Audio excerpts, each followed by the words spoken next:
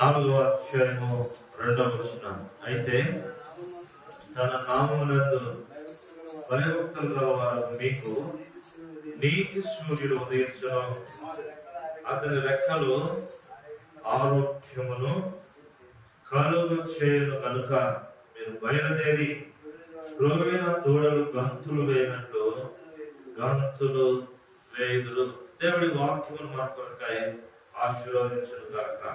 అయితే తన నామమునందు భయభక్తులు గలవారు మీకు నీతి సూర్యుడు ఉదయించును, అతని రెక్కలు ఆరోగ్యమును కలుగుచేయును. ఉదయకాలము దేవుని యొక్క రెక్కలు ఆరోగ్యమును కలుగజేసేటువంటి దేవుని యొక్క రెక్కలు. ఆయన యొక్క నామమునందు విశ్వాసం ఉంచిన వారికి ఏ సూర్యుడు ఉదయిస్తాడంట? నీతి సూర్యుడు నీపై ఉదయించును, అతని రెక్కలు ఆరోగ్యమును కలుగు చేయను. దేవుని యొక్క రెక్కలు ఎవరికి ఆరోగ్యం అనుగ్రహిస్తూ ఉన్నాయి? ఎవరికి ఆరోగ్యం కావాలి? దేవుని యొక్క వాక్యములు మనం చదివితే మార్కు సువార్తలో దేవుని యొక్క వాక్యం ఏ విధంగా జ్ఞాపకం చేయబడతా ఉంది. రండి దేవుని యొక్క వాక్యంలో నుంచి ఈ మాట మనం చూద్దాము. మార్కు సువార్త మరి 2వ అధ్యాయం మార్కు సువార్త 2వ అధ్యాయంలో మనం చదివితే అక్కడ దేవుని యొక్క వాక్యములు అంటాడు, మరి నీతిమంతులకి కొరకు నేను రాలేదు, నేను పాపులనే పిలువవచ్చుని, నేను ఆరోగ్యం కలిగిన వారి కొరకై మరి నేను రాలేదు. కానీ ఎవరి కొరకు వచ్చాడంట? నేను రోగులనే పిలువవచ్చుని. చూద్దామా? మార్కు సువార్త 2వ అధ్యాయము 17వ వచనం. యేసు ఆ మాట విని, రోగులకే గాని ఆరోగ్యం గల వారికి వైద్యుడు అక్కరలేదు, నేను పాపులనే పిలువవచ్చుని గాని నీతిమంతులను పిలువరాలేదని వారితో చెప్పాను. నేను పాపులనే పిలువవచ్చాను, నేను మరి రోగుల కొరకే వచ్చాను. ఎవరు ఈ రోగులని దేవుని యొక్క వాక్యంలో మనం చూసినప్పుడు ఆ రోగులు ఎవరో కాదు, మనమేగా కనపడతా ఉంది. ఎక్కడ ఉంది మనకి రోగము? ఎక్కడ ఉంది? మనం చదివినప్పుడు దేవుని యొక్క వాక్యంలో యెషయా గ్రంథం మొదటి అధ్యాయంలో దేవుని యొక్క వాక్యం చదివితే మొదటి అధ్యాయంలో మనం చూసినప్పుడు 5వ వచనం నుంచి మనం చదివితే, నిత్యము తిరుగుబాటు చేయొచ్చు మీరేలా ఇంకను కొట్టబడుచు ఉన్నాడు ప్రతి వాడు నడినెత్తిన వ్యాధిని కలిగిన వాడిగా ఉన్నాడు. ప్రతి వాడు నడినెత్తిన వ్యాధి కలిగి ఉన్నాడు. ప్రతి వారికి ఉండే బలహీనం అయిపోయింది. అది కాలు మొదలుకొని తల వరకు స్వస్థత కొంచెమైనను లేదు. ఎక్కడ చూసినను గాయములను, దెబ్బలను, పచ్చి పుండ్లు అవి పిండబడలేదు, కట్టబడలేదు, తైలముతో మెత్తన చేయబడలేదు. ఎక్కడ ఉందంట మనకు వ్యాధి? నడినెత్తి నుంచి అరికాలు వరకు, లేకపోతే అరికాలు మొదలుకొని తల వరకు మన జీవితంలో వ్యాధిని కలిగిన వారంగా ఉన్నాం. ఏ వ్యాధి? వ్యాధులు మరి శరీరానికి వస్తాయి, అలాగే ఆత్మకు కూడా వస్తాయి. ఆత్మ సంబంధమైనటువంటి రోగం, ఈ రోగం పేరే పాపరోగం. ఆత్మ సంబంధమైన రోగము, ఆత్మకు ఒకే ఒక పేరుతో పడుతుంది రోగం. అన్ని వచ్చిన రోగాలన్నింటినీ కలిపి ఒక్క పేరుతో పిలుస్తారు, దానినే పాపరోగము అంటారు. భౌతికంగా మరి శరీరానికి అనేకమైన రోగాలు వస్తాయి. వాటన్నిటిని రకరకాల పేర్లతోటి పిలుస్తూ ఉంటారు. భౌతికంగా వచ్చినటువంటి రోగాలకి అనేక రకాలైనటువంటి మందులు వాడతారు, అనేక రకాలైన మందులు వాడాలి. కానీ ఆత్మ సంబంధమైన రోగమునకు ఒక్కటే మందు. ఏంటిదా మందు అంటే దేవాది దేవుడైనటువంటి యేసు క్రీస్తు ప్రభువు వారి యొక్క రక్తం. యేసు రక్తము ప్రతి పాపమును, ప్రతి రోగమును కడిగి మనలను స్వస్థతనిస్తా ఉంది. మనకు పరిశుద్ధతను, పవిత్రతను ఇచ్చేదిగా ఉంటా ఉంది. యేసు రక్తము ప్రతి పాపమును కడిగి మనలను పరిశుద్ధులుగా చేస్తా ఉంది. ఉదయకాలము అని అంటున్నాడు. అతని రెక్కలు మీకు ఆరోగ్యమును ఇచ్చును. అతని రెక్కల ఆరోగ్యం ఇచ్చును. ఎవరికి ఆరోగ్యం? ఏదో మరి అధికారులు మొదలుకొని తల వరకు కొంచెమైన స్వస్థత లేనటువంటి మనకి ఆరోగ్యం కావాలి. ఇంకా ఏమంటాడో తెలుసా? ఇర్మియా గ్రంథం 17వ అధ్యాయం 9వ వచనం. ఇర్మియా గ్రంథం 17వ అధ్యాయము 9వ వచనంలో అంటాడు, హృదయం అన్నిటికంటే మోసకరమైనది, అది ఘోరమైన వ్యాధి కలిగినది. నన్నింటి వరకు జబ్బు కనపడతా ఉంది అందరికి, కానీ ఇక్కడ హృదయంలో ఉన్నది ఎవరికి కూడా కనపడదు. కానరానటువంటి జబ్బు అన్నమాట. కానరానటువంటి జబ్బు హృదయం అన్నిటికంటే మోసకరమైనది. ఈ ప్రపంచంలో మోసకరమైన ఏదైనా ఉంటే వాటన్నిటికి మించింది ఏంటంటే మానవుని యొక్క హృదయం. అన్నిటికి మించింది మానవుని యొక్క హృదయంలో ఉన్న పాపరోగము. ఇంకా మాట మనం చూద్దామా? 147వ కీర్తన 3వ వచనంలో దేవుని యొక్క వాక్యం అంటుంది, ఏదో గుండె చెదరిన వారిని బాగు చేయవాడు ఆయన, వారి గాయములను కట్టుచున్నవాడు. గుండె చెదరిన వారిని, గుండెను బాగు చేయవాడు, హృదయమును బాగు చేయవాడు, రెండింటిని బాగు చేయవాడు, అధికారులను బాగు చేయవాడు. కొంచెం కూడా స్వస్థత లేనప్పుడు ఏదో దేవాది దేవుడు తన శిలువ రక్తం ద్వారా మనకు స్వస్థతను అనుగ్రహిస్తా ఉన్నాడు. ఇంకో మాట కూడా మనం చూద్దామా రండి. 20వ గ్రంథంలో ఒక మాట నేను మీకు జ్ఞాపకం చేయాలని ఆశపడతా ఉన్నాను. 20వ గ్రంథం 30వ అధ్యాయం 15వ వచనము మరియు 17వ వచనం. 20వ గ్రంథం 30వ అధ్యాయము 17వ వచనము 15-17 వచనాలు. నీ గాయం చేత నీవు అరచనివేమి, నీకు కలిగిన బాధ నివారణ కాదు, నీ పాపములు విస్తరించినందున నీ దోషమును బట్టి నేను నిన్ను ఎలాగూ చేయించు ఉన్నాను. నీ గాయములు ఏం చేస్తున్నాయి? మనకి బాధను కలిగిస్తా ఉన్నాయి. అవిధేయత వలన కలిగిన గాయములు దుర్వాసనను స్రవిస్తూ ఉన్నాయి. గాయములు మనకి ఏం కలిగిస్తాయంట? బాధను కలిగిస్తాయి, విపరీతమైన నొప్పిని కలిగిస్తాయి. కొన్ని గాయములు మరి దినాల్లో చూసినప్పుడు భౌతికంగా శరీరానికి ఏదైనా దెబ్బ తగిలితే కొంతమందికి జీవితాంతం అది మారిపోనే కొన్ని రకాలైనటువంటి జబ్బులు జీవితాంతం మనిషిని వెంట పెట్టుకుని ఉంటాయి. అలాంటి వాటిల్లో షుగర్ వ్యాధి కూడా ఒకటి. షుగర్ వ్యాధి మానవునికి మొదలైతే ఇక మనిషి మట్టిలో కలిసినంత వరకు కూడా అది మనిషిని విడిచిపెట్టి పోనే. బీపీ, షుగర్ ఇలాంటి కొన్ని వ్యాధులు, మరి దీర్ఘకాలికమైనటువంటి వ్యాధులు, కిడ్నీ వ్యాధులు, దీర్ఘకాలికమైన వ్యాధులు, గుండె జబ్బులు, దీర్ఘకాలికమైనటువంటి వ్యాధులు, ఇలాంటి వ్యాధులు అన్నమాట. దేవుని వాక్యం చెబుతుంది ఎందుకు ఇలాంటి వ్యాధులు మానవుని యొక్క జీవితాల్లో మరి ప్రవేశిస్తా ఉన్నాయంటే, ఆత్మీయంగా చూసినప్పుడు మానవుడు తిరుగుబాటు యొక్క స్వభావమును కలిగిన వాడు, దేవుని యొక్క మాటకు విధేయత చూపేవాడు కాడు.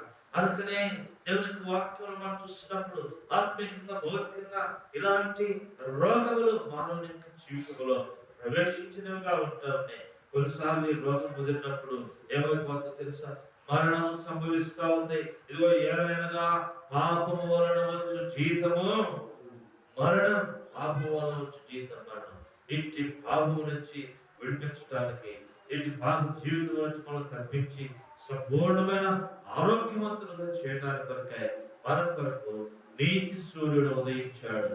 ఆయన ప్రభువైన యేసుక్రీస్తు వారు లూకా సువార్త 2వ అధ్యాయంలో చీకటిలో మరణశాలలో కూర్చున్న వారికి అరుణోదయ దర్శనం అనుగ్రహించబడతా వచ్చింది. అరుణోదయ దర్శనం ప్రభువారు ఉద్భవిస్తూ వచ్చినారు భూమి మీద. నీతి సూర్యుడిగా, ఇదిగో ఆరోగ్యం ఇచ్చేటువంటి దేవుడిగా, ఇదిగో రోగులకు వైద్యుడిగా ఆయన లోకంలోకి వచ్చిన వాడిగా దేవుని యొక్క వాక్యం జ్ఞాపకం చేయబడతా ఉంది. 30వ అధ్యాయం 17వ వచనంలో మనం చదివితే కింద భాగంలో అంటాడు, దేవుని యొక్క వాక్యంలో మనం చూసినప్పుడు అక్కడ ఈ మాట రాయబడుతూ వచ్చింది. 30వ అధ్యాయం 17వ వచనంలో యెహోవా ఇలాగ సెలవిస్తున్నాడు, ఇశ్రాయేలు వారి సింహాసనముల మీద అని మనం చూస్తూ ఇక్కడ చూద్దామా 30వ అధ్యాయము ఇర్మియా గ్రంథం 17వ వచనం, వారు ఎవరును లక్ష్య పెట్టని సియోనని వెలివేయమంటే నీవు పేరు పెట్టుచున్నావు. అయితే నేను నీకు ఆరోగ్యము కలుగ చేసేదను, నీ గాయములను మాన్పెదను. ఇదే యెహోవా వాక్. నీకు ఆరోగ్యమును కలుగ చేసేదను, నీ గాయములను మాన్పెదను. నీ గాయములు మాన్పుతాను. ఇదిగో నేను దుర్వాసన ఇచ్చేటువంటి గాయములు నేను బాగు చేస్తాను. నేను నొప్పిని కలిగించేటువంటి బాధను నేను బాగు చేసేవాడిగా ఉంటే ఆయన మన గాయములను బాగు చేయడానికి వరకే ఆయన గాయపరచబడుతూ వచ్చాడు. ఇదేంటి, మన గాయం పోవాలంటే పక్కన గాయం చేసుకోవాలా? ప్రక్కన గాయం అయితే మనం ఎట్లా బాగుపడతామంటే ప్రక్కన ఆయన యొక్క గాయము చేస్తేనే కానీ ఆయనలో నుంచి ఏం రాదు, మందు రాదు, రోగానికి మందు రాదు. అందుకని యెషయా గ్రంథం 53వ అధ్యాయం చదవండి, చదవగలిగిన వారు. యెషయా గ్రంథం 53వ అధ్యాయం మనం చదివితే, అతడు పొందిన దెబ్బల చేత మనకి స్వస్థత కలుగుతా ఉంది. ఆయన దెబ్బలు తెచ్చి మనకు స్వస్థత ఏంటి? ఆయన దెబ్బలలో నుంచి కార్చబడినటువంటి పరిశుద్ధమైన రక్తము పాపముతో నింపబడిన దెబ్బల చేత, గాయముల చేత నింపబడిన మన దేహమును తాకినప్పుడు మన దేహమునకు స్వస్థతను కలుగు చేయబడతా ఉంది. అందుకే ఉదయకాలం ప్రభువును ఆరాధించాలి. ప్రభువా, నీ గాయములు పొందావు, అందుకే పాడుతూ వచ్చా, గాయములను నా కొరకే పొందాను క్రీస్తున్నాను. ఆయన నీ కొరకే నా కొరకే స్వరూపమైన సొగసైన లేనివాడిగా వికారుడిగా చేయబడుతూ వచ్చాడు. నీ కొరకే నా కొరకే ఆయన గాయపరచబడుతూ వచ్చాడు. ఆయన పంచ గాయములను అనుభవిస్తూ వచ్చినాడు, పంచ గాయములను పొందుతూ వచ్చాడు. తలలో మొన్న కిరీటము కట్టబడతా వచ్చింది, చేతులలో మేకులు కట్టబడతా వచ్చినాయి, కాళ్ళలో మేకులు కట్టబడుతూ వచ్చినాయి, వీపు నాగలి సాలోలి దున్నబడతా వచ్చింది, హృదయమున ప్రక్కన బల్లెపు పోటు, ప్రక్కన బల్లెపు పోటు. ఇలా ఆయన కాల్చినటువంటి గాయముల నుంచి వచ్చినటువంటి ఆ ఔషధము, పరిశుద్ధమైన దేవుని యొక్క రక్తము పాపులమైన మన ప్రతి పాపులను కడిగి మనలను ఆరోగ్యవంతులుగా చేస్తా ఉంది. అందుకనే ప్రభువుని ఆరాధించాలి. గత దినాల్లో మత్తయి సువార్తలో రాయబడినట్లుగా దేవునికి వాక్యాలు మనం చదివితే, మత్తయి సువార్త 23వ అధ్యాయం 27వ వచనంలో మనం చదివితే, ఇదిగో దేవుడు అంటా ఉన్నాడు, ఆయన తన రెక్కల మీద మనలను మోసుకుంటూ వచ్చాడంట. మనల్ని మోసుకుంటూ వచ్చాడు, ఆయన రెక్కల మీద మనల్ని మోసుకుంటూ వచ్చాడు, మనకు ఆశ్రయిస్తూ వచ్చాడు, మనల్ని ఎత్తుకుంటూ వచ్చాడు. ఎందుకంటే మనం అవిధేయులుగా ఉంటూ వచ్చాం, దేవుని మాటకు విధేయత చూపినటువంటి ప్రజలంగా ఉంటా వచ్చినాం. అయినప్పటికీ దేవుడు మనల్ని ఏం చేశాడంట చూస్తారా? చదవండి, మత్తయి సువార్త 23వ అధ్యాయం 27వ వచనం, యెరూషలేమా యెరూషలేమా అని యెరూషలేము గురించి మాట్లాడుతూ ఉన్నాడు. పరిశుద్ధ సంఘమైన పట్టణమైన ఇశ్రాయేలు వార్తలో చదవండి 13:34 ఉందా? యెరూషలేమా యెరూషలేమా ప్రవక్తలను చంపుచు నీ వద్దకు పంపబడిన వారిని రాళ్లతో కొట్టుచు ఉండుదానా, కోడి తన పిల్లలను తల రెక్కల క్రింద ఎలాగో చేర్చుకుంటూ వచ్చిందో అలాగనే ఎన్నో మారులు నేను నీ పిల్లలను చేర్చుకుంటానికి వచ్చాను, కానీ మీరు లోబడిపోతే విరగపోతే. అలాంటి స్థితిలో ఉన్నా కూడా దేవుడు మనం ఏం చేశాడంట? ఆయన మనలను చేర్చుకున్నాడంట, ఆయన మనల్ని మోసుకుంటూ వచ్చాడంట, ఆయన మనల్ని నడిపిస్తూ వచ్చాడంట. యెషయా గ్రంథం 63వ అధ్యాయం 9వ వచనం, యెషయా గ్రంథము 63వ అధ్యాయము 9వ వచనంలో మనం చదివితే దేవుని యొక్క వాక్యము ఏ విధంగా సెలవిస్తా ఉంది, వారిని ఎత్తుకొని మోసుకొని వచ్చి చూస్తారా? వారి యావత్ బాధలో ఆయన బాధనందును ఆయన సన్నిధి దూత వారిని రక్షించను. ప్రేమ చేతను తాళిమి చేతను వారిని విమోచించను. పూర్వ దినములన్నిటినీ ఆయన వారిని ఎత్తుకొని మోసుకొనుచు వచ్చాడు. ఎక్కడ ఎత్తుకొని మోసుకుంటూ వచ్చాడంట?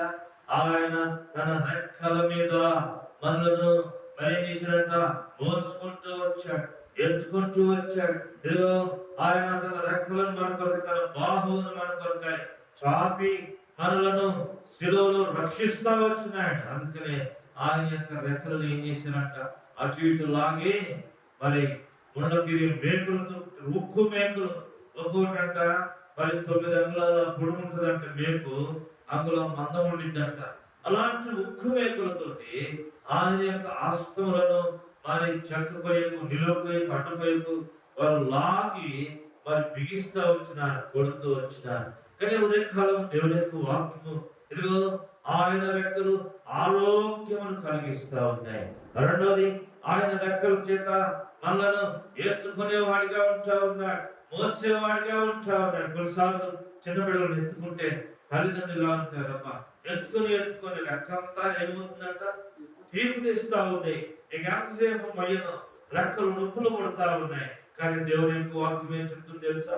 లోబడిన ప్రజల వైపు దినవెల్లా నా చేతులు చాచిన వాడిగా ఉన్నాడు.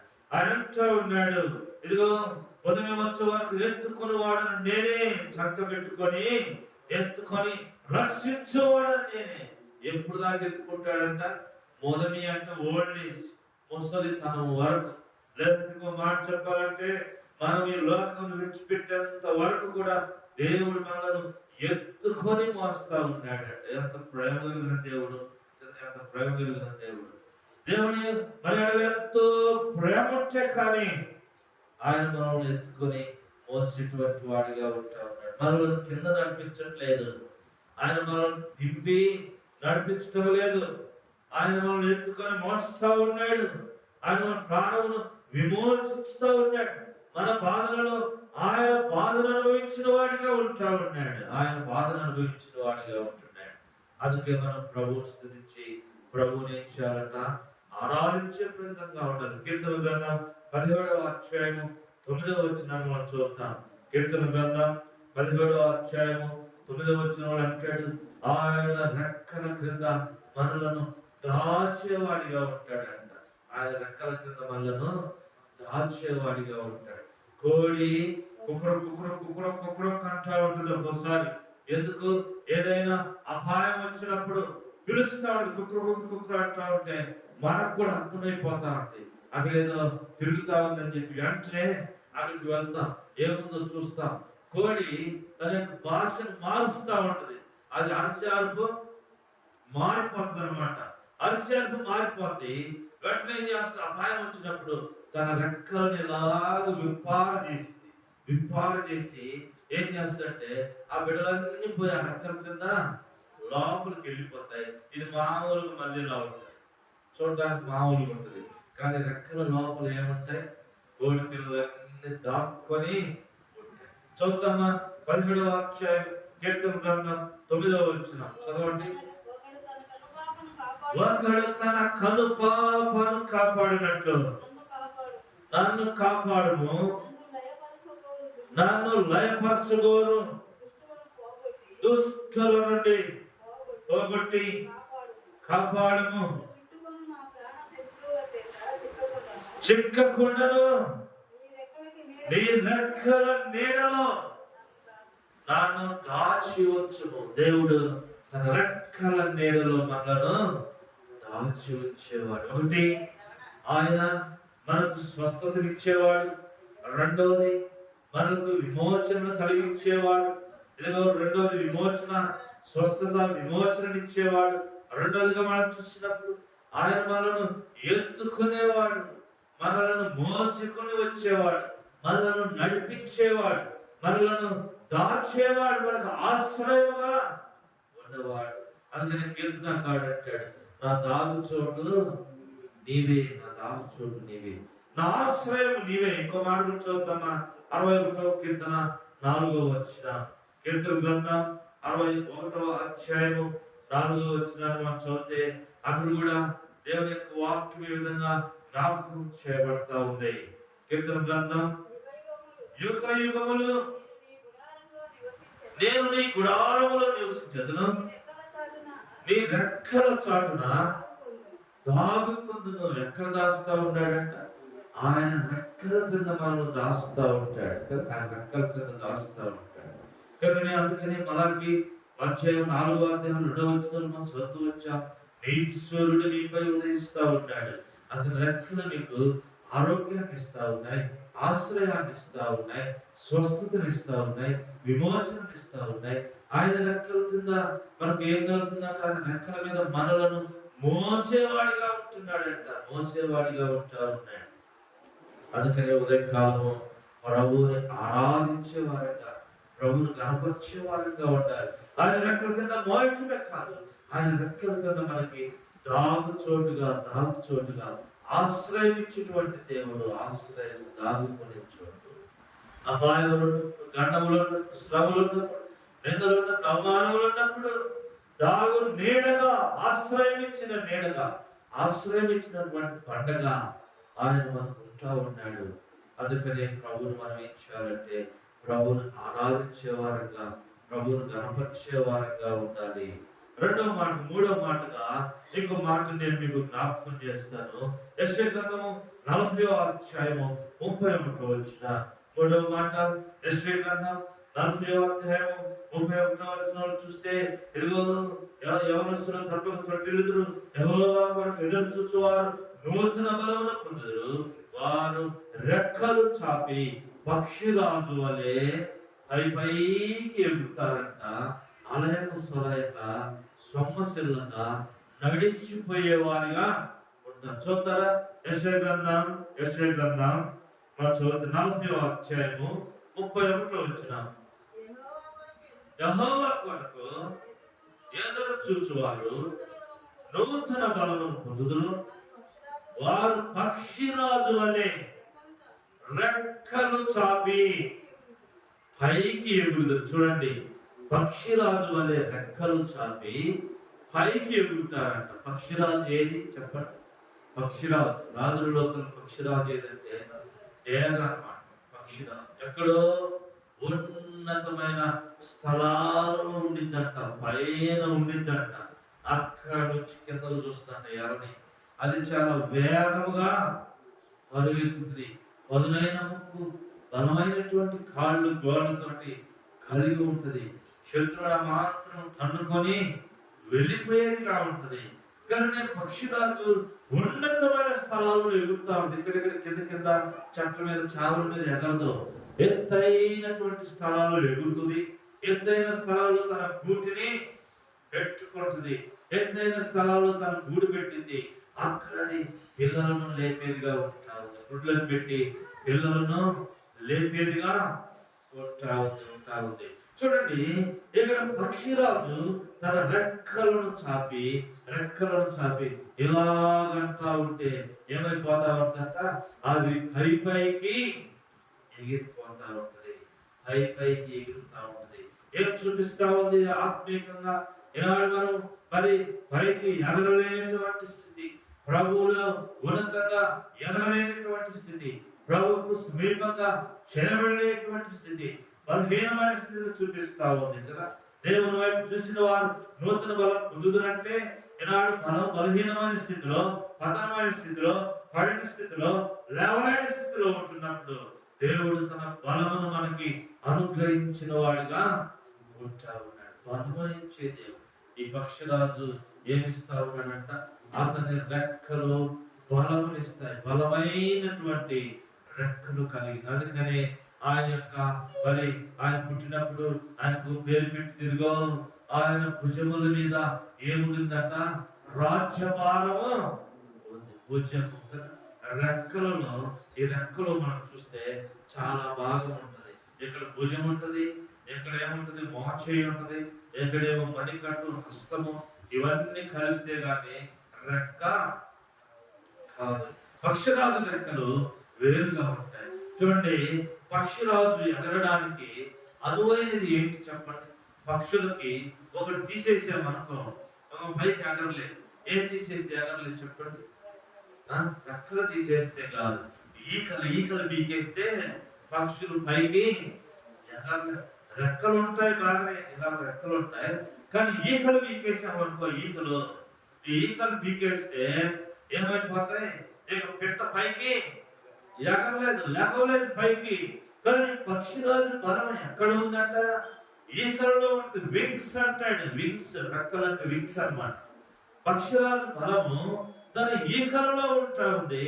ఆ ఈకలను లాగేస్తే అది పైకి ఎగరలేదు, పైకి ఎగరలేదు.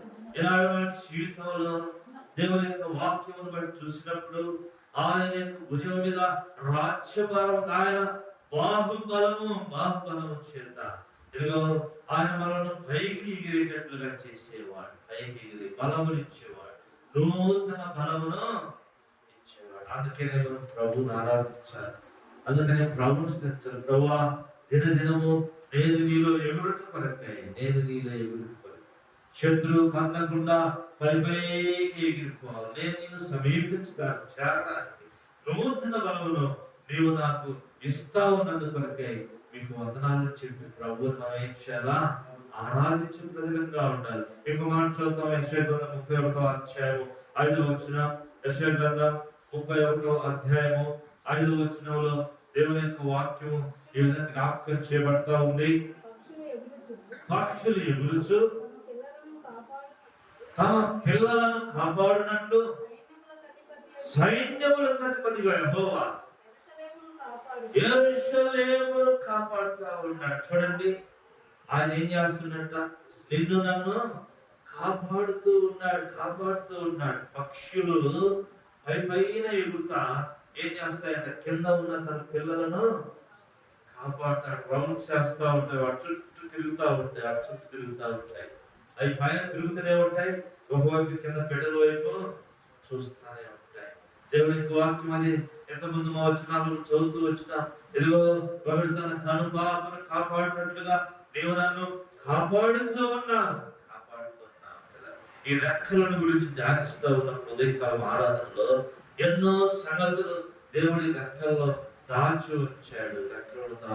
ఒకటి, ఇదిగో ఆయన రెక్కలు మనకు ఆరోగ్యాన్ని ఇస్తూ ఉన్నాయి, ఆయన రెక్కలు మనకు విమోచనని ఇస్తూ ఉన్నాయి, ఆయన రెక్కలు మనను ఎత్తుకుంటా ఉన్నాయి, ఆయన రెక్కల మీద మనను మోస్తూ ఉన్నాడు, ఎత్తుకుని మోస్తూ ఉన్నాడు. ఆయన రెక్కల కింద మనకి ఏం కలుగుతుందంట? ఆశ్రయం కలుగుతా ఉంది, రక్షణ కలుగుతా ఉంది. అపాయముల నుంచి రక్షణ, ఆశ్రయం, ఎండ వేడి నుంచి రక్షణ. ఆయన మనకు దారు చోటుగా మార్చబడుతున్న అంతేకాదు, ఈ రెక్కలు మనకి ఏమిస్తా ఉన్నాయంట? నూతన బలమును ఇస్తా ఉన్నాయి. అందుకని ఉదయకాలం ప్రభువుని ఆరాధించే ప్రజలంగా ఉండాలి. నూతన బలములు ఇస్తా ఉన్నాయి.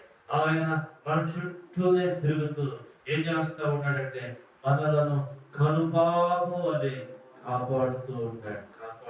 శోధనలో, కష్టంలో, వేదనలో, నిందలు, అవమానాలు ఈ లోకయాత్రలో కొనసాగుతూ ఉంటున్నప్పుడు దేవుడు మన రాకపోకలను ఆయన మనల్ని ఏం చేస్తా ఉన్నాడట? కాపాడుతూ ఉంటాడు.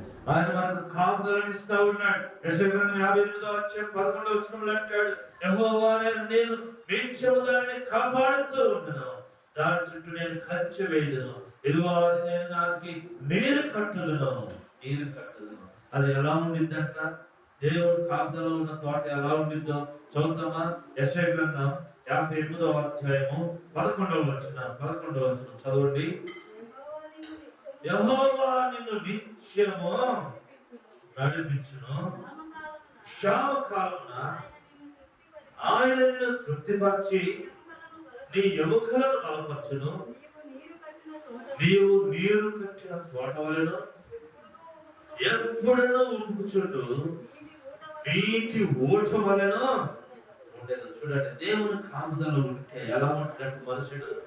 ఎప్పుడు ఉరుకుచుండే నీటి ఊటలాగా, నిత్యము నీరు కట్టిన తోట ఎలా ఉండింది? కీర్తన గ్రంథం 1వ అధ్యాయంలో మనం చదివితే అతడు నీటి కాలువల యొక్క యోరను నాటబడిన వాడై ఆకువాడక తన కాలమందు ఫలమిచ్చు చెట్టులోనే ఉండను. నీరు కట్టిన తోట ఆకు వాడనే. ఆకువాడదు. రెండోది తగిన కాలంలో, తన కాలంలో అది తన ఫలములను యజమానుడికి, వ్యవసాయదారుడికి అది ఇచ్చేదిగా ఉంటా ఉంది. కనుక దేవుని యొక్క కాపుదల, ఆయన రెక్కల కింద మనకి కాపుదల ఉంది. ఆయన రెక్కల కింద మనకి ఆరోగ్యం ఉంది. ఆయన రెక్కలతో మనల్ని మోస్తా ఉన్నాడు. ఆయన రెక్కలతో మనల్ని ఎత్తుకుంటా ఉన్నాడు. ఆయన రెక్కల నుంచి మనల్ని దాచుతా ఉన్నాడు. ఆయన రెక్కల ద్వారా మనల్ని దాచుతా ఉన్నాడు. బలహీనపరచబడిన సమయంలో, కృంగిపోయిన సమయంలో, నిరాశకు గురి చేయబడినటువంటి సమయంలో ఆయన మనల్ని బలపరిచి, ఆయన మనకు ధైర్యం ఇచ్చేటువంటి వాడిగా ఉంటా ఉన్నాడు. చూడండి, కొన్నిసార్లు కొన్ని సందర్భాల్లో కొంతమంది ఏం చేస్తారంటే భయపడిన వారిని అట్లా భుజం మీద చేసి అలా కడతా ఉంటారు కదా. ధైర్యంగా ఉండు, ఏం కాదు కానీ భుజం తట్టి ధైర్యము చెప్తా ఉంటారు. దేవుని యొక్క రెక్కలు కూడా ఆయన ఎదుగో మనను భుజము తట్టి ఆయన ధైర్యం చెప్పేటువంటి దేవుడిగా మనకి కనపడతా ఉన్నాడు. అందుకే ప్రభువుని మనం ఏం చేయాలంటే ఆరాధించి ప్రజలంగా ఉండాలి. ఇంకో మాటలు జ్ఞాపకం చేస్తాం. చూడండి, ఋతు గ్రంథంలో ఋతుతో ఈ మాట అంటా ఉన్నాడు. ఋతు గ్రంథంలో 2వ అధ్యాయం 12వ వచనం. ఋతు గ్రంథం 2వ అధ్యాయం 12వ వచనంలో ఈ ఋతు ఎక్కడ వెళ్ళిందంట, ఎవరి దగ్గరికి వెళ్ళిందంట చదివితే అక్కడ ఋతు గ్రంథం 2వ అధ్యాయము 12వ వచనం. 12వ వచనం. ఋతు గ్రంథము 2వ అధ్యాయము 12వ వచనం.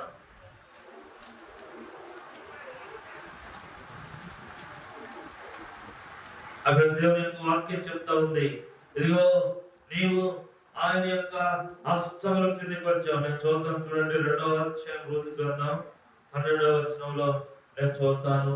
యెహోవా నీవు చేసిన దానికి ప్రతిఫలం ఇచ్చును.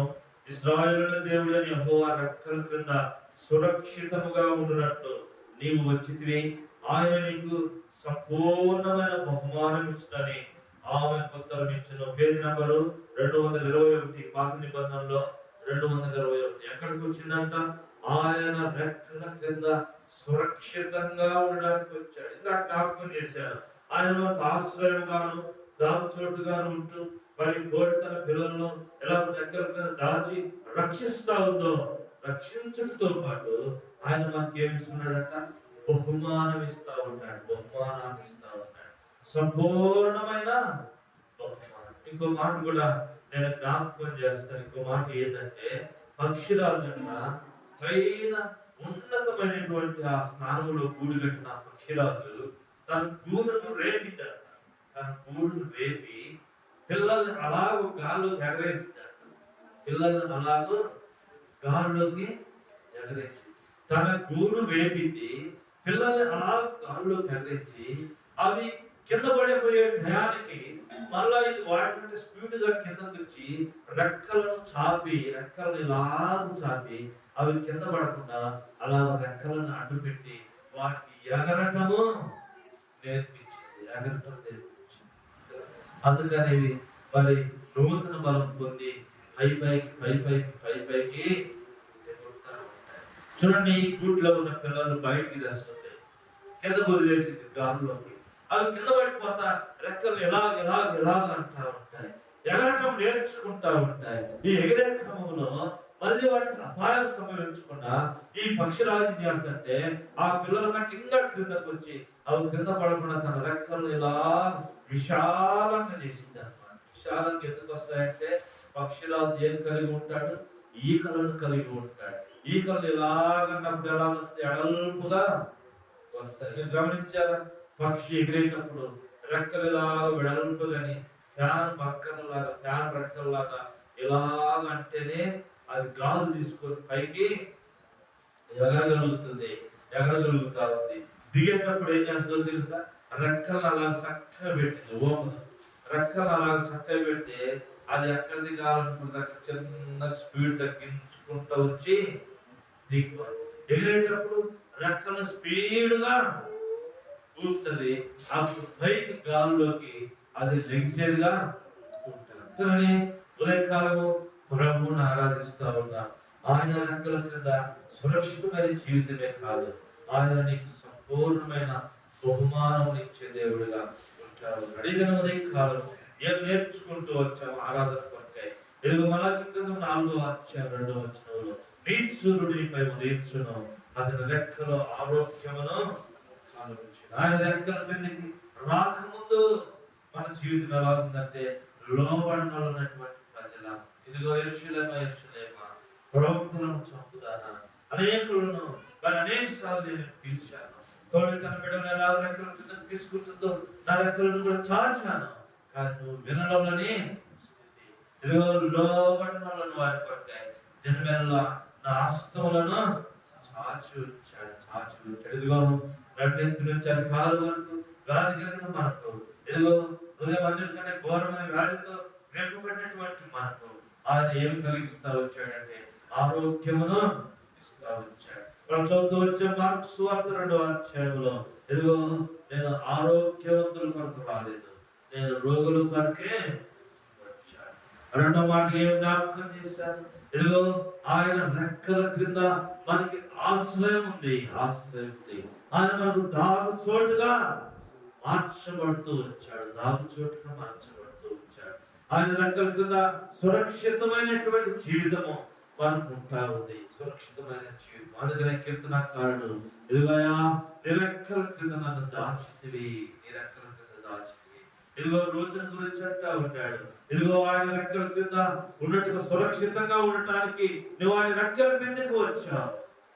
అందుకే ప్రభువుని ఆరాధించి ప్రజలంగా ఉండాలి. ఇక్కడ మూడవది, ఈ రెక్కలతో ఆయన ఏం చేశాడంటే మనలను ఎత్తుకునేవాడంట. ఎత్తుకోవడమే కాదు, ఊరికి ఎత్తుకొని దించేవాడు కాదు, ఏం చేసేవాడంట, మోసేవాడంట. మొదటి వచ్చే వరకు ఆయన ఎత్తుకొని మనలను మోస్తూ వచ్చేవాడు, నడిపించేవాడు. పక్షిరాజు తన బిడ్డలను అల్లాడించి ఎలాగైతే గూడు చెదర వేపి వాటిని ఎలాగ ఫ్లయింగ్ ఎగరటం నేర్పిస్తా ఉన్నాడు. నాలుగవదిగా నూతన బలమును మనకిచ్చి ఆయన ఈ లోకములో తన కొరకై ఎగరటం నేర్పిస్తా ఉన్నాడు. ఉన్నతమైన స్థితిలోకి, ఆత్మీయమైన స్థితిలో ఎగరటం ఏం చూపిస్తా ఉందంటే ఆత్మీయంగా ఎగరటాన్ని చూపిస్తా ఉన్నాయి. పక్షికి ఈకలు వస్తేనే ఎగురుతుంది, ఈకలు రాకపోతే ఎగరలేదు. ఇంకోటి ఆయన రెక్కల్లో బలహీనత ఉందనుకో, బలము లేదనుకో ఎగరలేదు. పక్షికి కాలికి దెబ్బ తగిలితే వెళ్ళిపోతాయి, కానీ రెక్కగా దెబ్బ తగిలితే అది ఎక్కడికి పోలేదు. ఒక రోజు సువార్త ప్రకటించడానికి ఒక ప్రాంతానికి వెళ్తా ఉంటే చిన్నగా వెళ్తా ఒక గూంపెలు వచ్చి తక్కువని కారుకు తగిలింది. వెంటనే కారు ఆపి అదేం చేసినట్టు తగిలి వెళ్ళి పొదలో దాక్కుంది. ఉన్న బ్రదర్స్ అందరూ కారు ఆపన్నట్టు ఆపాను. వాళ్ళు వెళ్ళి ఆ పొదలోకి వెళ్ళి చిన్నగా ఎగరలేకపోతుంది, పట్టుకున్నారు. అప్పటికే దానికి ఈ యొక్క దెబ్బలు వెళ్ళింది, రెక్కకి నీరు కాకుతా ఉంది. సరే నేను దేశపోయి పసుపై పోద్దామని మరి బండ్లో పెట్టుకొని పోయాం. కొంత దూరం పోయి సువార్ చేసి మరి మళ్ళీ రిటర్న్ లో వచ్చినప్పుడు అది ఏమైపోయిందంటే ఆ దెబ్బకి చనిపోయింది. కానీ ఎగరలేదు. ఇంకా ఆ రెక్కలలో ఏమైంది, బలహీనత కనపడతా ఉంది. అందుకే అంటాడు, ఇదిగో ఆయన మనకు నూతన బలాన్ని ఇచ్చే దేవుడు. ఆత్మీయంగా ఎగరటానికి పక్షిరాజు బిడ్డలంగా మనకు నూతన బలం. అనేక సార్లు కులిగిపోతాం, జారిపోతాం, బలహీనపరచబడతాం. కానీ ఆయన పక్షిరాజుగా మనం నూతన బలం ఇచ్చి ఏదో ఆయన ఎగిరేటట్టుగా మనకి సహాయపడుతున్న దేవుడు. అందుకే మనం ఏం చేయాలంటే ప్రభువుని ఆరాధించేవారంగా ఉండాలి. ప్రభువుని కనపరిచేవారు ఉండాలి. అటు దేవుడు మనకి అనుగ్రహించుగా